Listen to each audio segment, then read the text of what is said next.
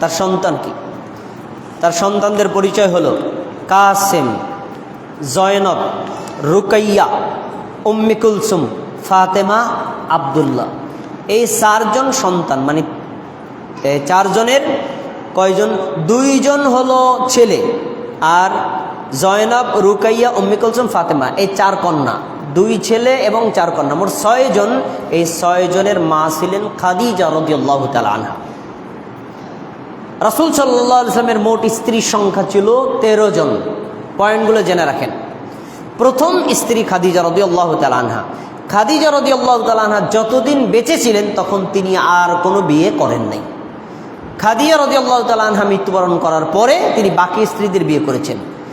খাদিজার ঘরে 6 সন্তান, 4টা কন্যা, 2টা ছেলে। আর বাকি স্ত্রীদের মধ্যে একজন হলেন মারিয়া।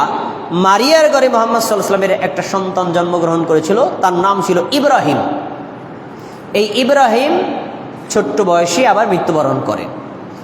রাসূল সাল্লাল্লাহু আলাইহি ওয়াসাল্লাম যখন মৃত্যুবরণ করেন তখন মৃত্যুর সময় তার কোনো সন্তান বেঁচে ছিলেন না। এর আগে সবাই মারা যান, একজন বেঁচে ছিলেন, ফাতেমা। রাসূলের মৃত্যুর 6 মাস পরে ফাতেমাও মৃত্যুবরণ করেন। আমরা তার স্ত্রীদের পরিচয় জানি। স্ত্রীরা কারা? খাদিজা, সৌদা, উম্মে হাবিবা, উম্মে সালামা, জাইনাব বিনতু খুজাইমা, জাইনাব বিনতু জাহাশ, আয়েশা, হাফসা, জুয়াইরিয়া, সাফিয়া, মাইমুনা, রায়হানা, মারিয়া। এ মোট ছিল 13 জন। এই 13 জন স্ত্রী রাসূল সাল্লাল্লাহু আলাইহি ওয়াসাল্লামের অধীনে ছিলেন এবং এদের সাথে তিনি সংসার করেন। তাহলে আমরা রাসূল সাল্লাল্লাহু আলাইহি ওয়াসাল্লামের নবুয়ত এবং তার সিরাতের একটা অংশ জানলাম, নবুয়তের পূর্ব পর্যন্ত।